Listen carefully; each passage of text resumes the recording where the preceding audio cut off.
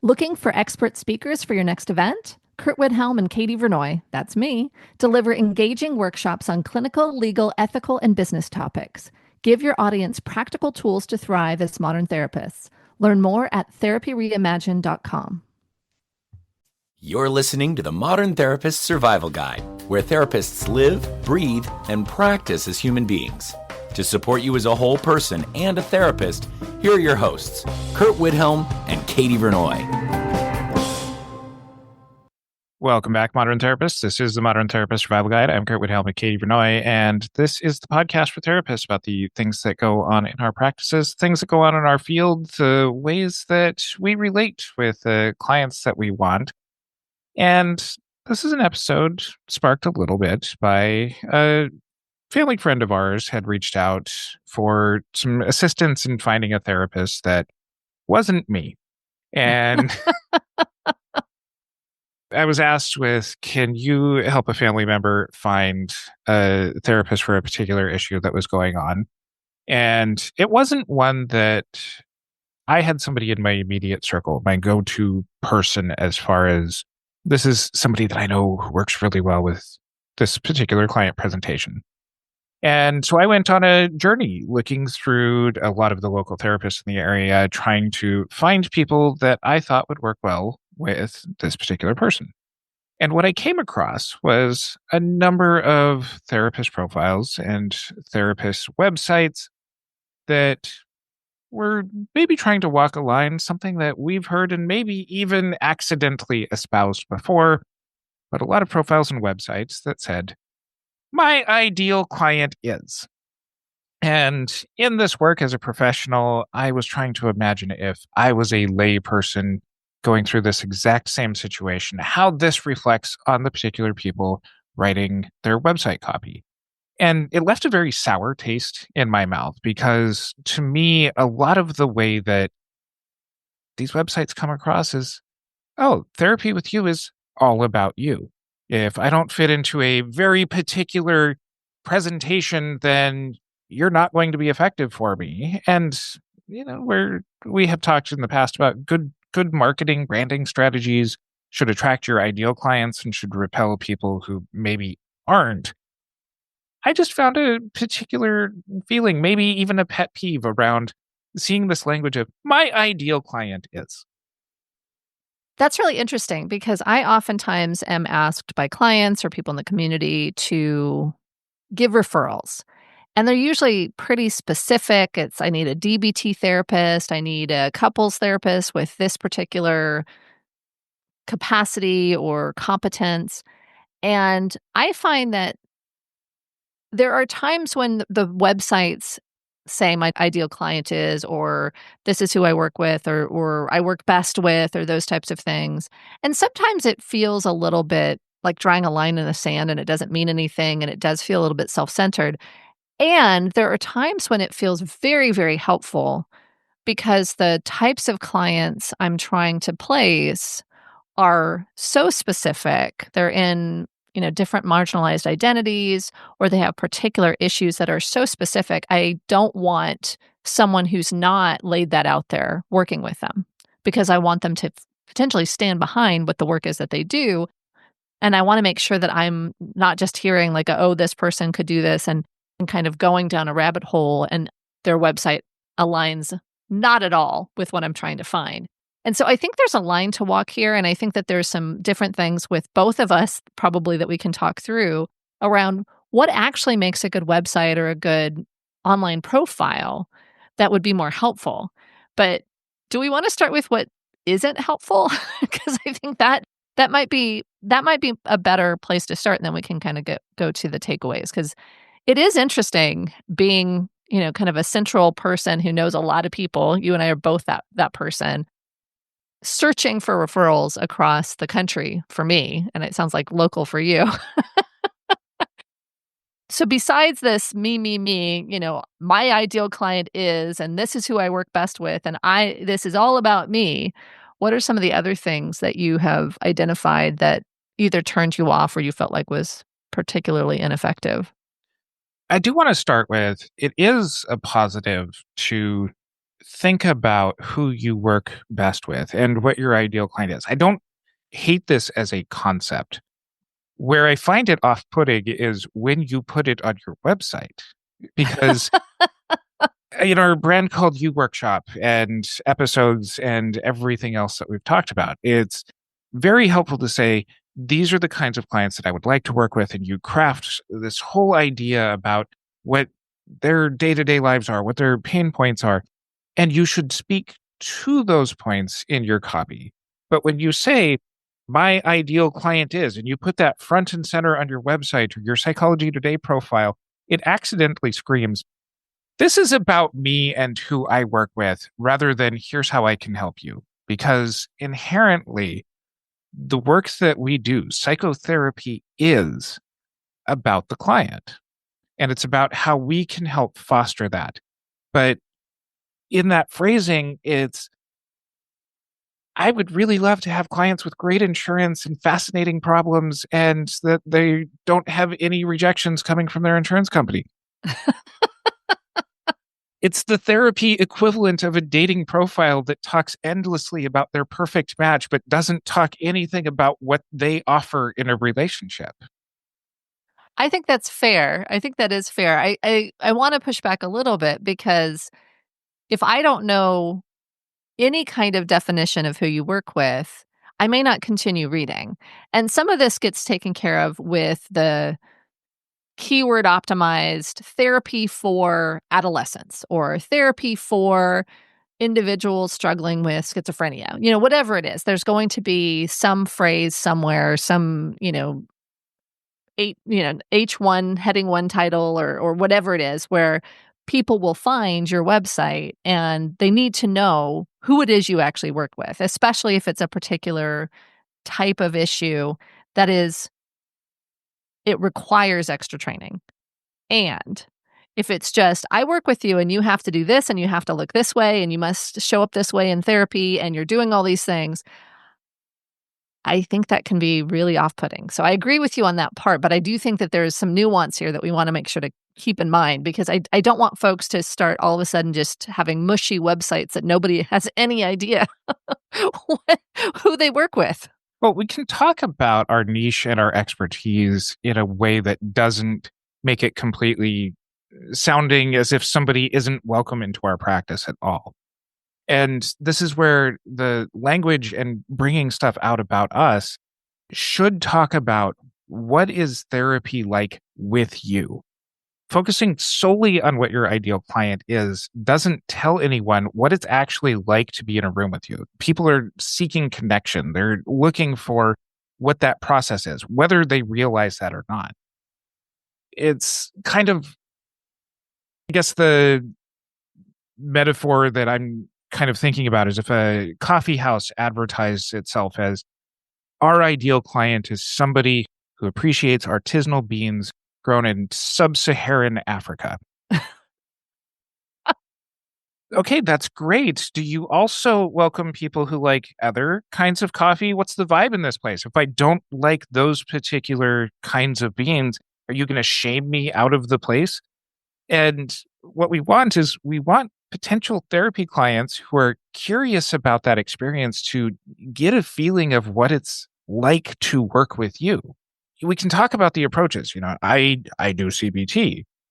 You can soften some of that language to say, I really embrace scientific approaches or evidence-based approaches such as CBT that does indicate a little bit more about who you are. And it is a little bit of soft wordplay here, but what you're doing is you're showing a trust in you and a trust in your process rather than making this a checklist of client traits that you want to show up onto your couch every Tuesday at 2:00.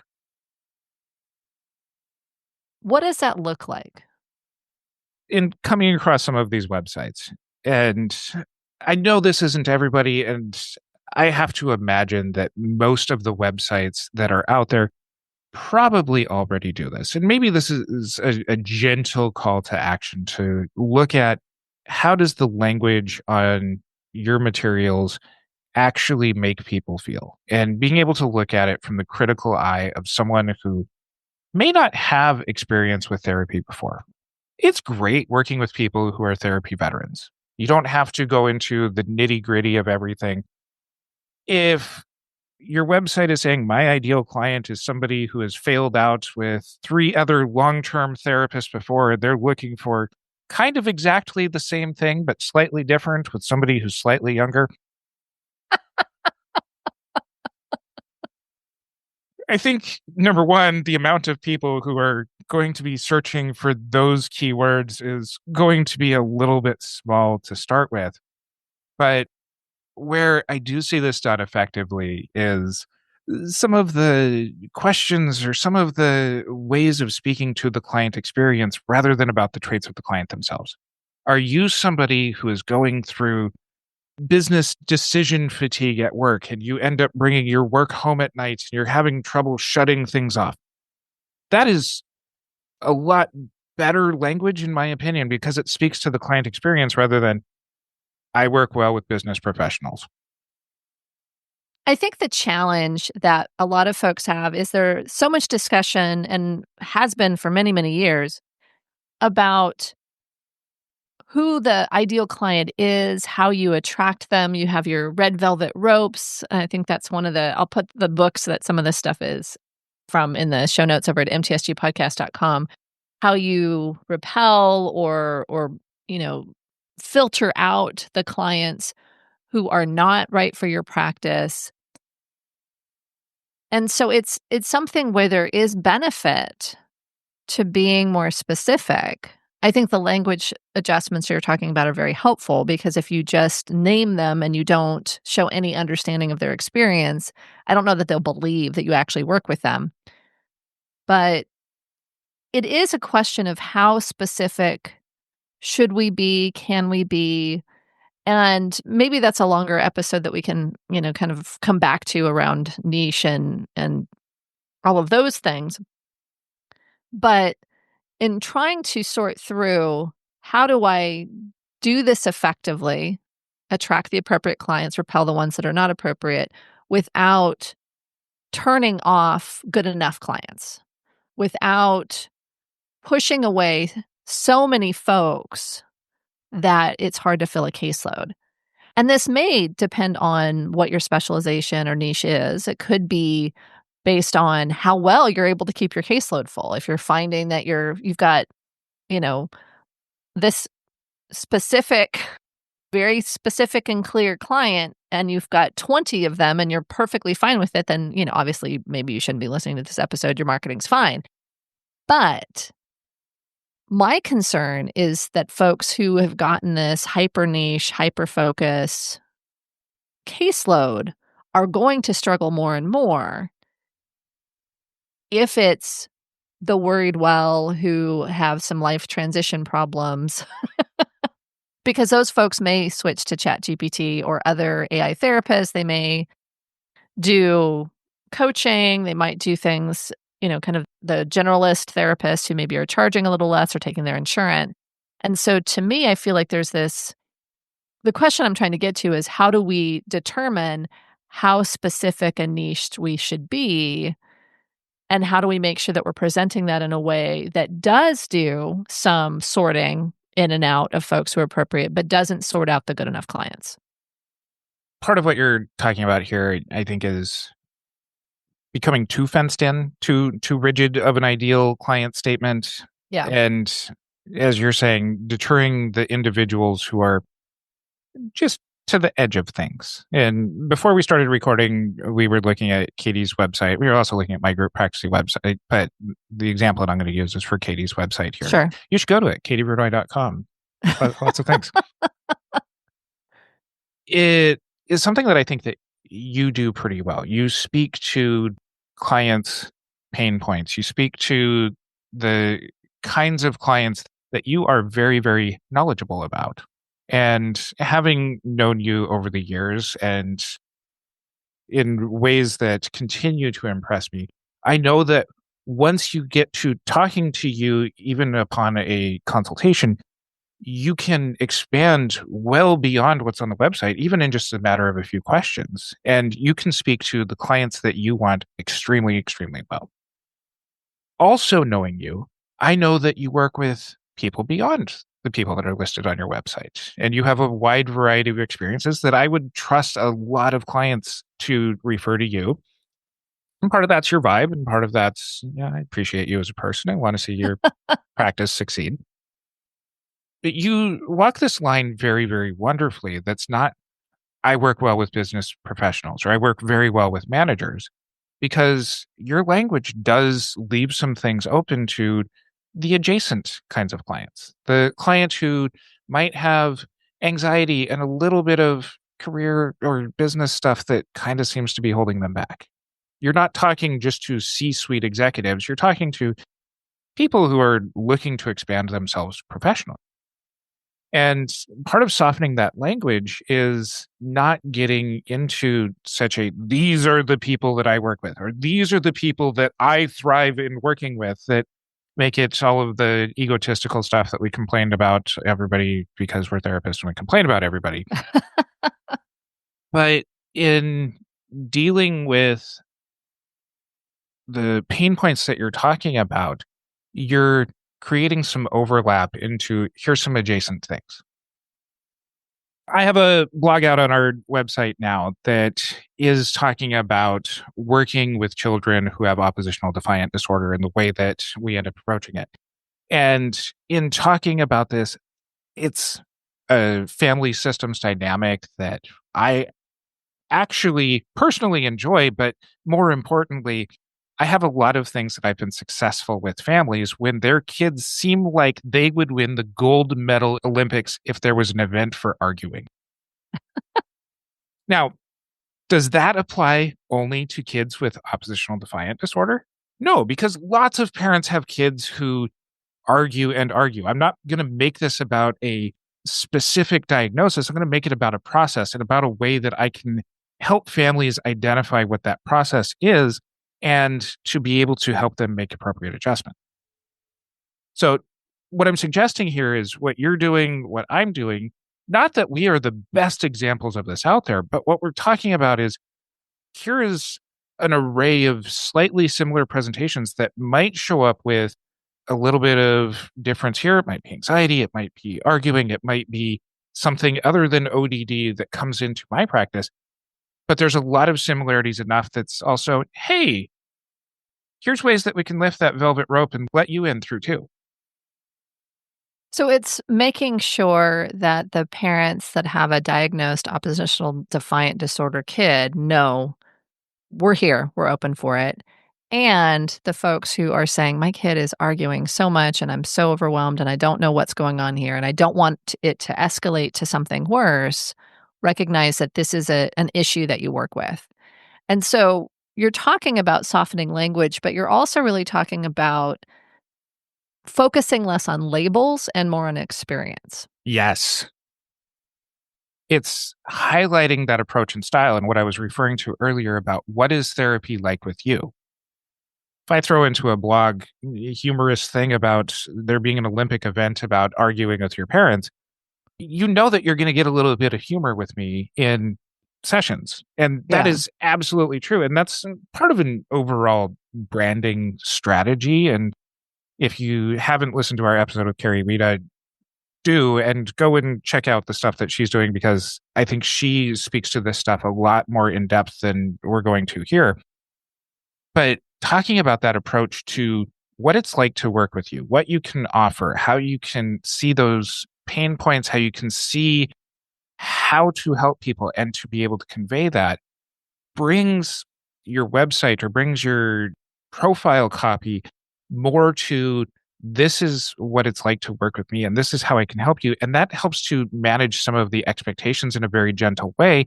And it doesn't do it in a way that is off-putting and self-centered about yourself.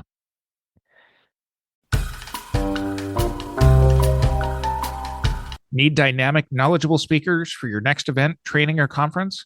Curt Widhalm, that's me, and Katie Vernoy, that's her, bring real-world expertise to every presentation, covering topics like supervision, private practice growth, and therapist burnout.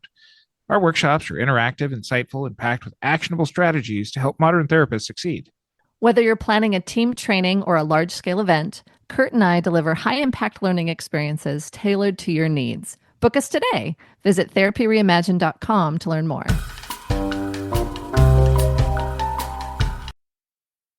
So I want to shift and then expand the point you just made, because I think there's the other extreme where there's folks that talk about working with every single person under the sun. They're way too broad and answer referral requests in Facebook groups with, this is a new area. I don't have anything about this on my website, or whatever it is. I work with these folks. You go to their website and it's like, you absolutely do not work with these folks. What are you talking about? And so for me, I would truly recommend an audit of your website, because things shift, specialties shift, and finding ways to update and be more accurate with the types of issues, the types of concerns, potentially the diagnoses that you work with, so that if someone's trying to refer to you, they can actually refer. That being said, SEO says, a service page for each primary area of specialty so that you can SEO optimize for those words. And having a bazillion service pages, especially if you're a solo practitioner, is, to me, a red flag, because I don't know what you actually specialize in. So I think there is a balance. And I really like what you were talking about with the blog post, because if you do have a blog integrated into your therapy website, that is an opportunity to show what it's like to work with you. Especially, I think, for group practices, but even for individuals who have a few different areas of specialty that you don't know exactly how they line up, but they still line up. I think for me, I work with folks on career and executives and helping professionals, those kinds of things. And I find I have a lot of fun working with what I call adulting clients, because there's similar issues. It's about decision making and what do I want to be when I grow up? So that's what I'm trying to say about the blog post. If I have a 20-something is similar to an executive, and I am able to talk through how those decision-making processes are, and the folks who hit a professional wall as an executive and all of a sudden they're like, I feel like I'm 20-something again. I can talk about those similar processes of, what do I want to be when I grow up? How do I make decisions on my career? And so it can be a way to expand and have a point at which there is, here is my blog post that aligns with this referral request, without having to go into great depth and say, I work with this and this and this and this, and basically I work with everybody. And so I think blog posts give you a sense of what it's like to work with you, because there's practical tips, there's your voice, like you were talking about, there's a lot of things there. And I think it's an easier way to update your website without having to kind of go through and change everything. But I still would recommend an audit to make sure that your website is actually accurate to what you're working with, so that when people are looking, they know, and it's not this antiquated website that has nothing to do with what you're actually doing right now, because that, to me, is not helpful. And if you want help with an audit, Katie and I offer a 50-minute hour consultation, and you can find out more information about that over at mtsgpodcast.com. And it's called a 50-minute hour, right? I think that's Yes. where it sits. It's on the consultation tab.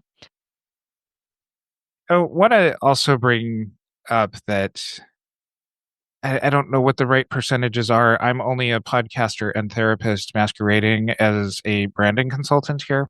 So I'm making up numbers here, but somewhere around 80-90% of your website copy should be about the client, not about yourself. And some of this highlighted portion of things is better served in that 10 or so percent in your About You page. That's where people can really be able to tie some of these things together. But I know for me on one of my websites that people often cite that. That was the tipping point as far as bringing it to working with you. But the rest of a successful website should be about the reader and about who they fit with. I do want to talk about the appropriate client repelling. I don't know the right word off of this, because we have talked about a good website should attract the right fit clients, and it should repel those who are not quite right fit. And I would even encourage some sort of gentle language around that for those folks out there who work primarily with adults, you shouldn't say, I don't work with kids. What you should say is, while I primarily work with adults, I'm happy to refer out children under the age of 12 to trusted colleagues. And speaking to, even if everything else resonates, you are still setting some right kind of language and expectations about here's who you do help. And it still is about clients, but it's done in a way that makes it to where you still have something to offer, even those who don't right fit with you. Because one of the things that I'm recognizing here is when your language is off putting, it can be off putting about you entirely as a person and anything that you have to offer, even if the people who are coming across the website has a best friend who would be a perfect fit for you. If you're coming across as too rigid or too selfish, your reputation might just be you are not an approachable person at all. In the way you're talking about it, there's clearly an element of frustration. Yep. And as someone who has pretty soft language in my website and all of the different profiles that I put out there, I want to just caution that because I get really random inquiries and I feel a responsibility to respond, even if it's to say, let me help you find the right person. And I think that if you don't have some clarity on there, you are going to get wrong fit clients that you have to refer out. And so if you say, I work with adults and I'm happy to refer clients under the age of 12 to trusted colleagues, hopefully you're not getting a ton of folks who are not getting response back from kids therapists who are saying, I need these referrals now. You have, an executive assistant, you have a group practice, so there's potential to spread that work out. But there's times when somehow my name gets floated somewhere. I get all of these people contacting me wanting referrals. And because I feel responsible, I spend 15 to 30 minutes doing some of this stuff, trying to find the right people for someone I've never met. Now, I do believe that that provides goodwill. I'm fine with doing it in a lot of situations, but I think there can be a refinement that needs to happen. Now, do you say, I don't work with kids? Maybe not. But if everything about your website is clearly about adults or about teenagers 13 and up, I think that there is a certain amount of repelling that you're doing or sorting that you're doing. But being so approachable can be very challenging because it's a lot of work. It's a lot of work to continue to follow up with these folks. I got somebody that had an issue that had nothing to do with anything and said, I found your profile and I need help with this completely unrelated issue. And I had to say, I'm sorry, I can't help you. And that's hard. It's hard for folks, especially folks who are wanting to fill their caseload. They might take less appropriate client referrals if they don't have enough of a differentiation. So I want folks to look at the nuance of how do you repel without being repulsive.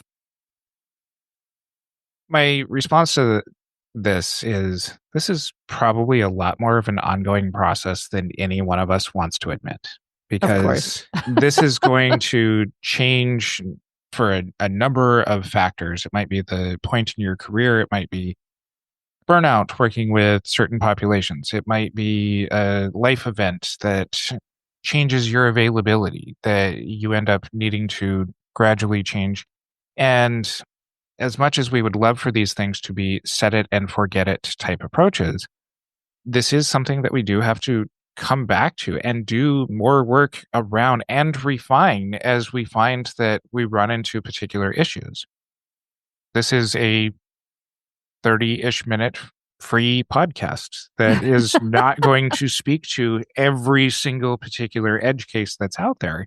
And that's part of where I encourage people to embrace that as part of this process, that you're going to run into specific things for yourself that may warrant refining, or it may just be somebody was lucky enough to actually get to spend a few minutes with Katie Vernoy, and it wasn't a great match.